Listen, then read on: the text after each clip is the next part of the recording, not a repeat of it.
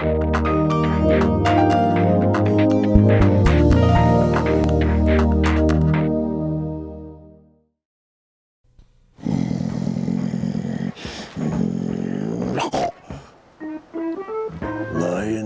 and tigers and bears. Oh my. I bet you thought bears were really scary, huh? Well, would you believe they're shy? They eat bugs and berries, not kids.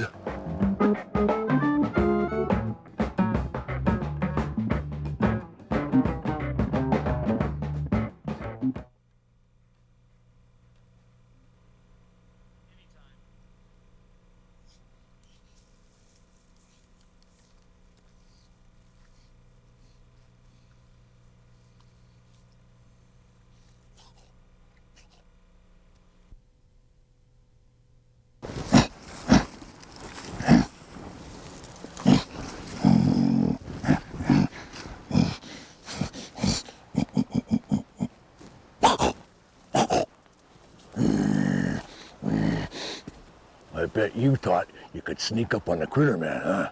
You can't, 'cause I grew up with the four-leggeds, and I got ears like they do. I was just practicing kind of being like a bear. They do a lot of cool stuff. Let me show you. Over here, they grunt a lot when they're talking to themselves, looking for food. Like that, huh? Absent-mindedly.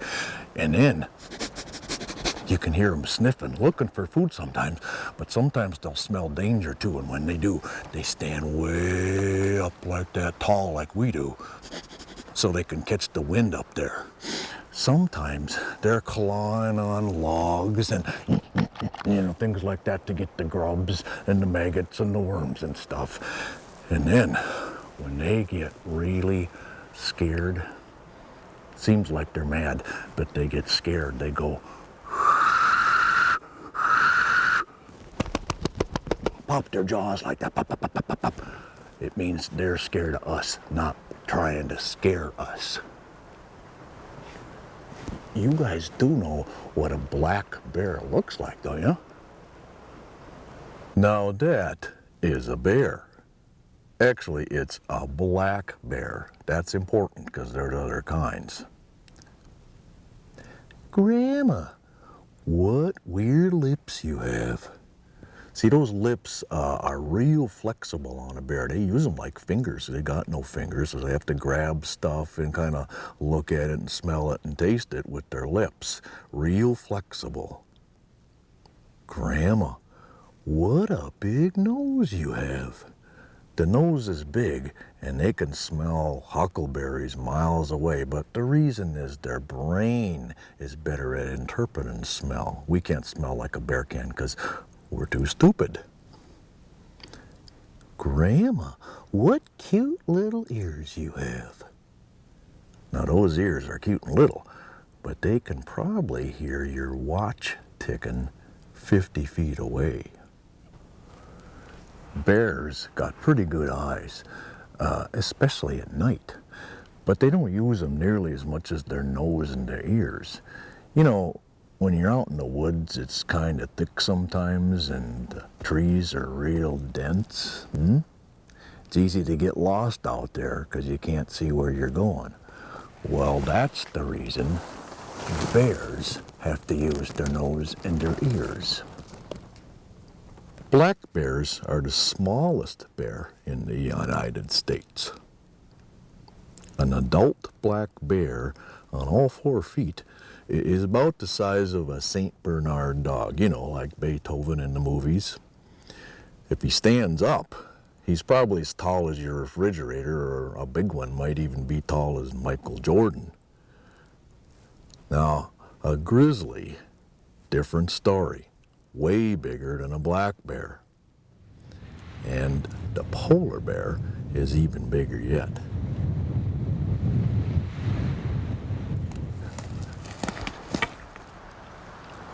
Bet you think bears, because they're kind of big, make a lot of noise going through the woods, right? Well, they don't. You know why? Because bears walk barefoot.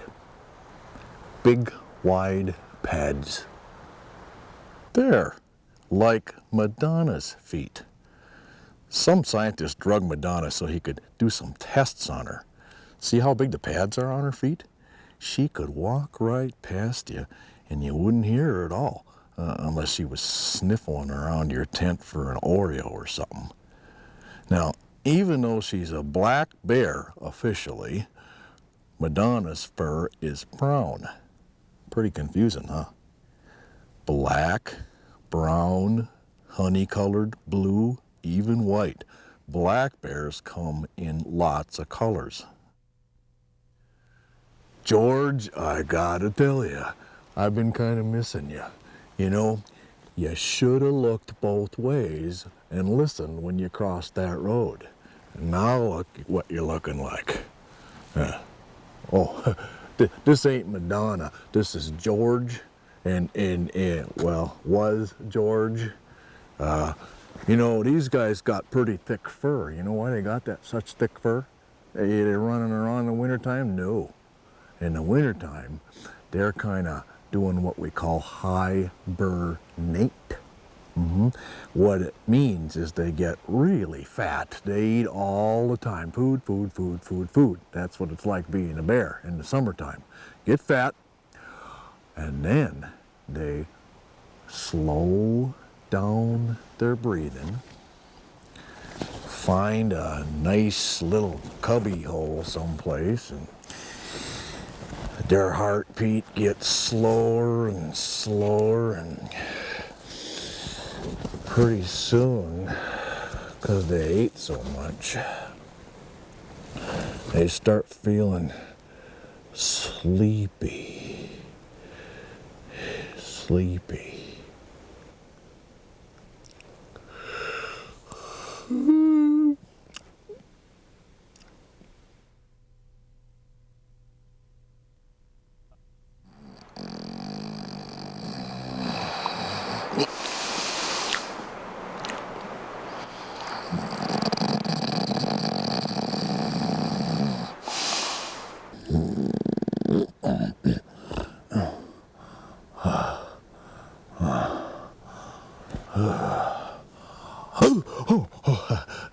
It's just you, George. Scared me. I must have had a little nap. You know, if I was like George, I'd probably take a nap for about 5 months. They call that hibernate. Now, I know it sounds kind of easy just sleeping, right? Well, these guys slow way down, they get real skinny, they even have their babies, little tiny guys about a pound, and those babies nurse and grow while mom is still sleeping. And you know what? During the whole 5 months, they never once get up to go potty. Well, the reason we know this kind of stuff about all these guys who hibernate is once upon a time, we helped a couple of them out. They were just cubs, but we helped them out when it came that time of the year.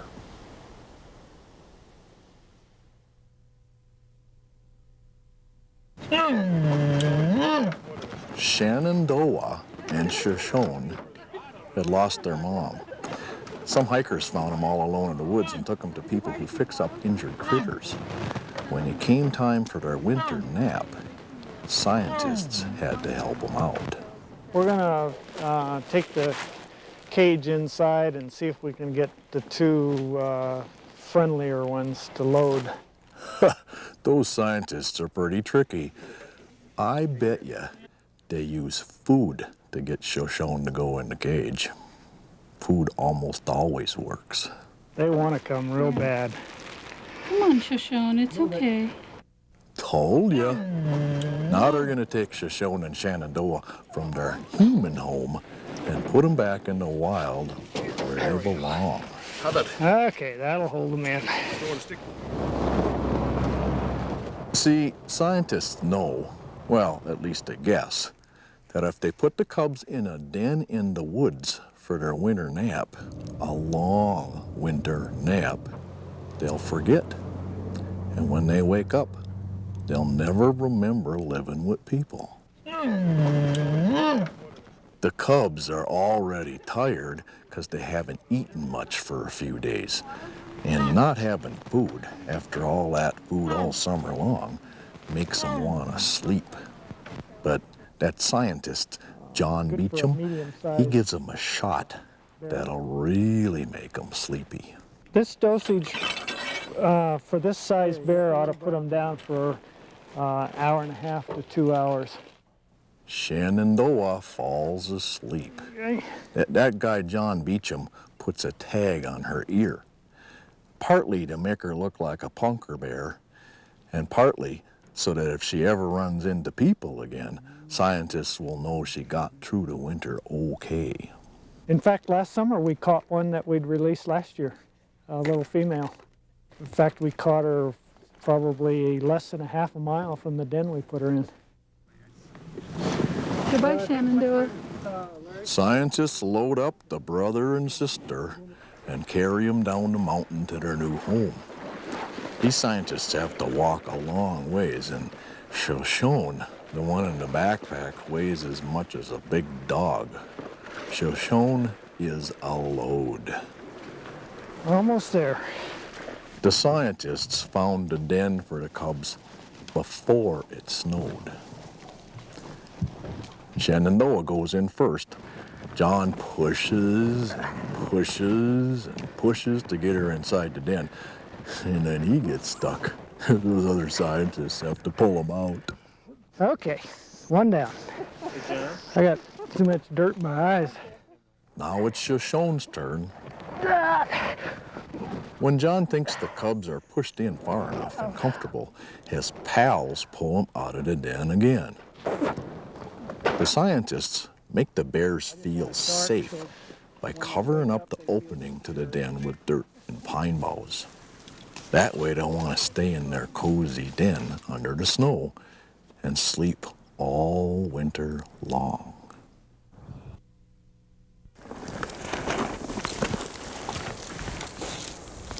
Oh, I heard there's a scientist gonna show up out here today. I got dressed up for the occasion.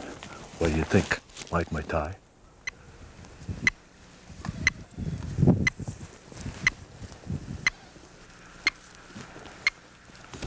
There he is now. Hey, Mr. Scientist type, what are you doing? Hey, Critter Man, I'm out here looking for one of my bear friends. Oh, cool. Hey, speaking of bear friends, I saw you last fall take a couple little cubbies and stick them in a den. Whatever happened to them? Well, they're out here wandering around. They came out last spring just like they were supposed to. Cool. How'd they know when to wake up? Well, I don't know. Bears that den at high elevations come out of the den about the same time as bears that den at low elevations. They just seem to know when to come out. That's kind of cool. We don't know everything, isn't it? That's for sure. Without a mom, how do they know what to eat? Well, it just seems to be instinctive. They just seem to know what to eat and where to find it. Why would you put a couple cubs back in the den anyway? Sounds kind of like a silly thing to do. Oh, no. We know it works, and it's just the right thing to do. Cool. I like that idea. There they are now. Who? That's our little bear friends. Let me know how they're doing. Okay, I'll see you later. Scientist type. Old MacDonald had a woods, E-I-E-I-O, and in that woods he had a bear, E-I-E-I-O. There, here, Oh, there you are. In the springtime, when the bears come out of hibernation, they're groggy for about 3 days. And later, they get kind of hungry. I found some of the kind of stuff that they eat. Now, in the early spring, the sun shines warm on some south slopes and we get what's called green up. And that's where you're going to find the bears eating stuff like, surprise, surprise, grass. Most people don't think of bears eating grass, but it's one of their favorite foods in the early spring. Actually, it really isn't too bad. And then there's another plant called low mason, which kind of looks like parsley, grows in most of those spots too. And they really like that stuff too. And later on, they might find carcasses of animals that have been killed in the wintertime. Sometimes the newborn fawn or something like that, they'll eat those too. And then they eat this stuff that,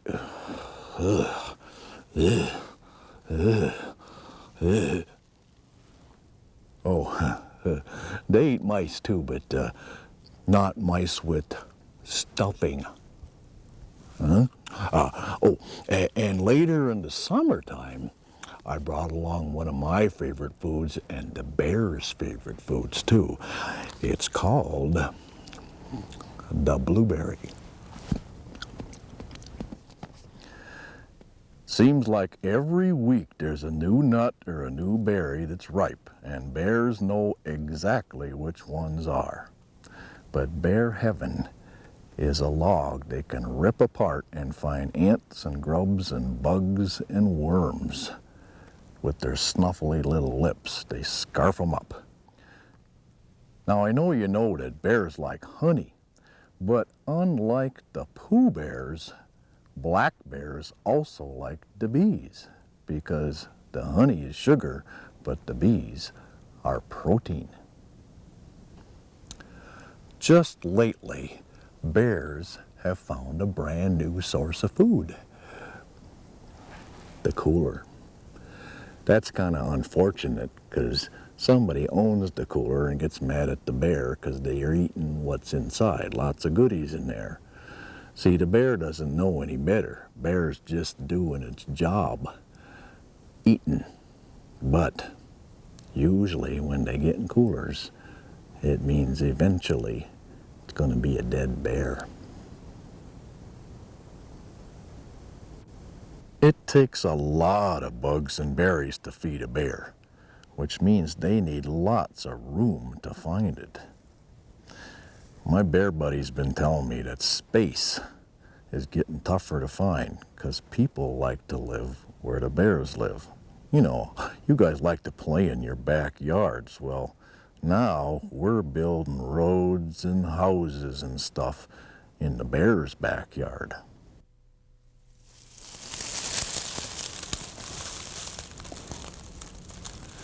If you see 2 or 3 bears together, you're probably looking at Mom and the cubs. Now they stay with Mom for about 1.5 years because she's got to teach them how to stay safe and where to find food. But if you should run into Mom and the cubs, this is what's going to happen. Mom, unlike the stories you've heard, is going to run away, zip, into the thick brush, and she's going to hiss and pop her jaws. She's doing what's called a diversion. That's like the bird doing a broken wing act to keep you from its nest. Meanwhile, the cubs run the other way and up a tree to hide. You know, a lot of people think that black bears are real ferocious, but they get that reputation from grizzly bears. Totally different story. Grizzlies pretty unpredictable. Black bears would do anything to avoid a confrontation. Now, how do you know when you're in black bear country? Well, you can look for what we call scat. Now, if you're a budding scatologist, you know what we mean by that is looking for poop.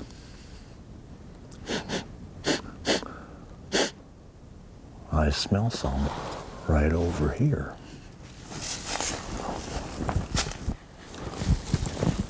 Yep, there it is. Hey, that smells like Hank. Hank's been eating Cocoa Puffs. Well, wherever there's Hank's scat, there's also got to be Hank's tracks. But to find them, we got to look for some nice, soft ground. Hang out with me a second here.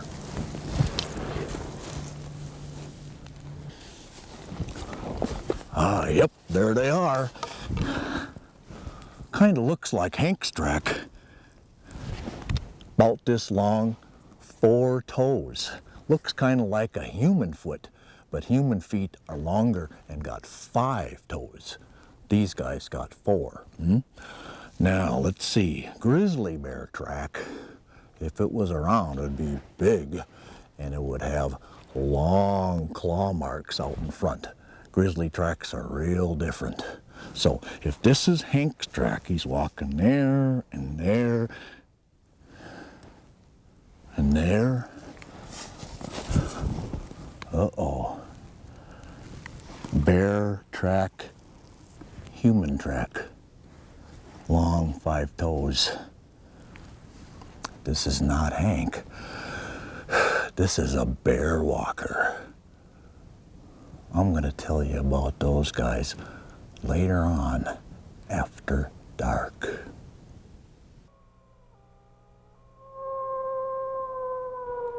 Sort of spooky tonight. It's like, what was that? This is my 4th one. Ew! Don't burn it. Oh, it's just Critter Man. I figured if I sounded like a bear, that'd be about the scariest thing I could think of, huh? You scared of bears? Sorta. Now, this is a Blackfoot Indian story about a bear walker. A long, long time ago, there was a woman who lived in a village who went berry picking. Picked her way all day long, picking berries all the way up to the top of a mountain. And right by the top, there was a cave. So she poked her nose up over the top of this slope and looked down into the cave, like that. What came out was something that was snapping at her. It was a bear, and it was a big male bear. But after it snapped and she kind of backed up, the bear went,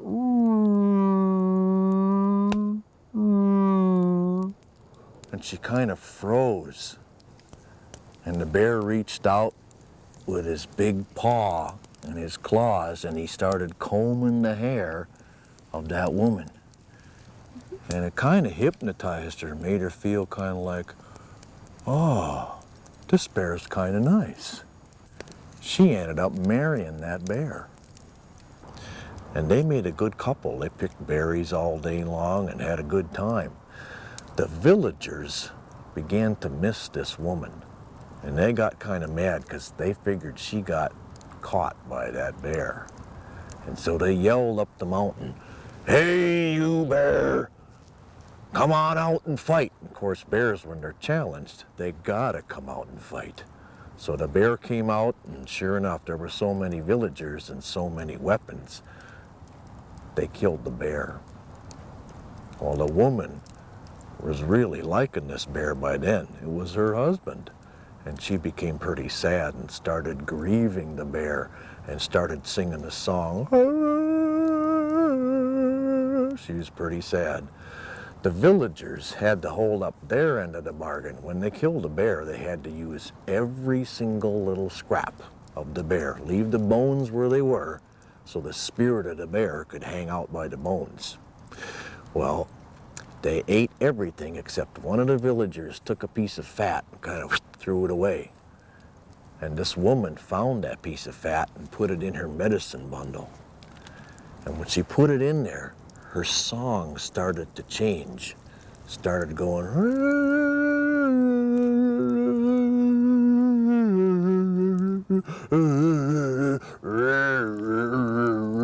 like a bear. She had turned into a bear.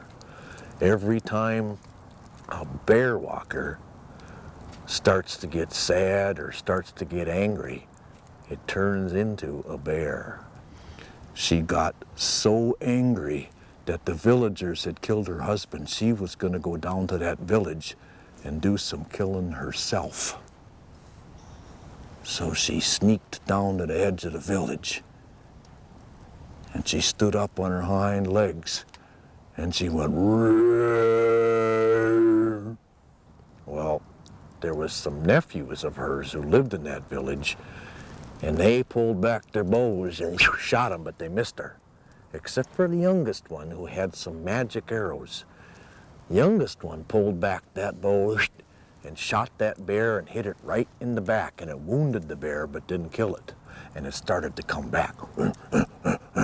And the other nephews, the older ones, got scared, started running away, and the little guy said, "That bear's gonna eat my brothers," so took some more magic arrows and then like that, and shot all 3 of his brothers way up into the sky and made them into 3 stars. And then took the last arrow he had and shot the bear, pushed it right up into the sky. And you guys ever seen the Big Dipper? Huh? Well, there's 4 stars making up the cup, right? The cup part is the bear, and the 3 stars are the 3 stars in the handle. And even today, that bear is chasing those brothers across the sky. And you know how we know that the bear got wounded in the back? It's because in the fall, when the sun goes down, when the Big Dipper comes up after sundown, it comes up upside down, and that wound on the back of the bear bleeds all over the trees in the fall and turns them all red. Hey, you guys don't think that bear walkers are still around, do you? Scary thought, huh?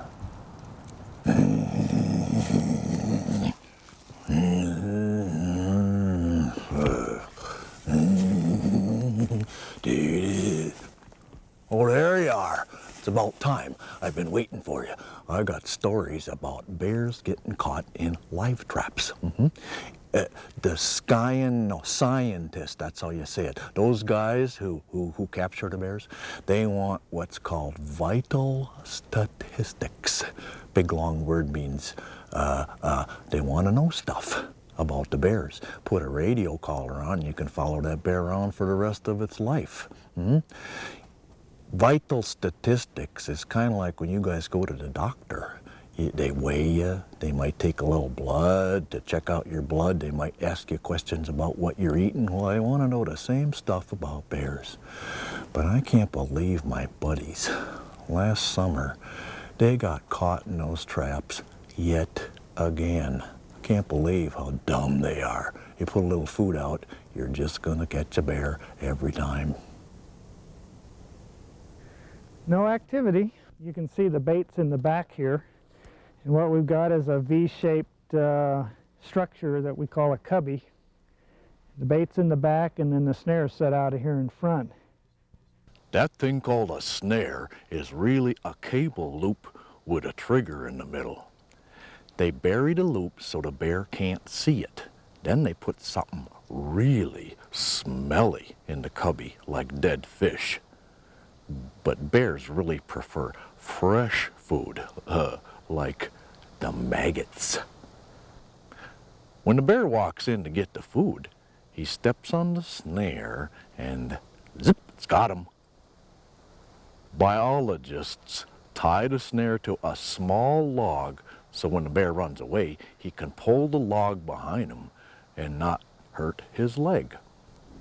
So when they get caught and they're dragging the drag log down the hill, you just look for these marks in the soil and just kind of follow them to wherever they happen to be. They usually don't get too far, usually within 20 or 30 yards. Ha!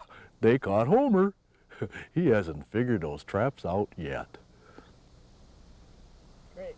You know, our observations are that they're really shy, reclusive animals. They try to get away if they can. If they're cornered, lots of times they'll bluff charge you or pop their jaws and make a little noise, try to give you a threat display. If that doesn't work, you know, then they just start shivering and acting like an animal that's really afraid of you, and that's what they are. The first thing we do is we estimate the weight. And I'm guessing this one at about 130 pounds, and which is about 2.5 cc of this drug. It varies on the animal, but it should put her to sleep well over an hour. So what I want to aim for is one of the larger muscle masses on the bear. The way she's sitting, I think I may try the front shoulder and see how she reacts. She was really calm.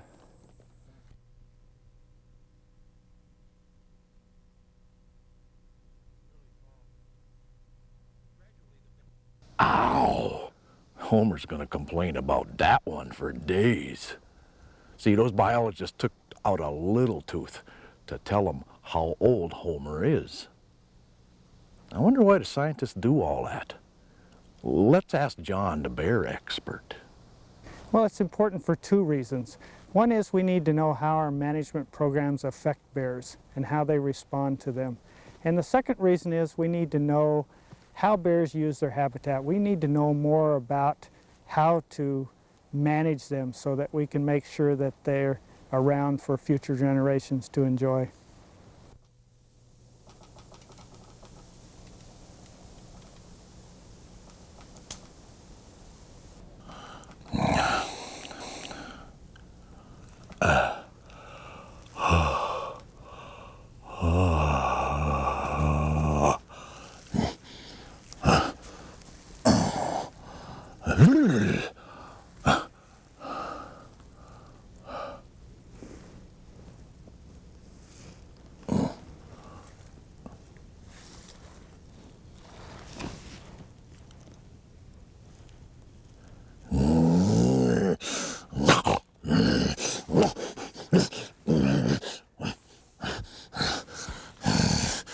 Can't believe those guys think that I'm a bear. I'm the critter man. I'll catch up with you later. Oh, there you are. Took a little nap, didn't I? Oh, I know. Somebody had some questions for me, huh? 5th grade class in Cascade, Idaho, wanted to know how big bears are. Well, it kind of depends on when. When they're born, of course, they're only a pound, about the size of a brand newborn puppy. Pretty little. But later on, they grow up. They get to be the size of about a big dog the first year. And then a full-grown female black bear can be, the size of maybe Critter Man or even bigger. And a full-grown male black bear can get as big, they don't usually get this big, but as big as 2 sumo wrestlers taped together, Pretty big. There was something else that, I can't remember what it was, that somebody asked me. What was it? I remember what it was. How old do bears get? Well, they can get to be about 25 years old if they don't die first. You see, the reason I said that's because most of them don't make it that old. It's a tough life being a bear. And the other question was, do bears swim? Yeah, they like the water, but they don't do any fancy strokes like the butterfly or something. They do what we call the bear paddle. Kind of like the dog paddle, except it's a bear doing it, you know, like this.